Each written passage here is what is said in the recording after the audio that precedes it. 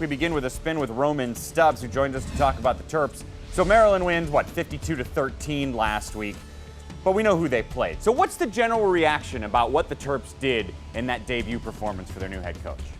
I think it was a step in the right direction. We got to see Durkin as a head coach for the first time. We got to see, offense coordinator Walt Bell's up-tempo offense for the first time.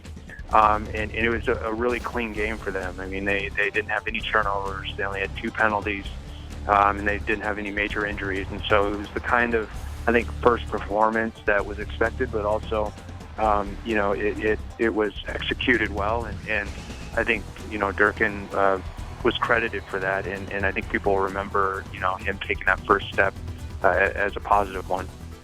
Terps play Florida International, except they don't play on Saturday. They play tomorrow. How's that affected their prep this week? Yeah, it really hasn't affected them a lot. I mean, they moved up their practice schedule this week.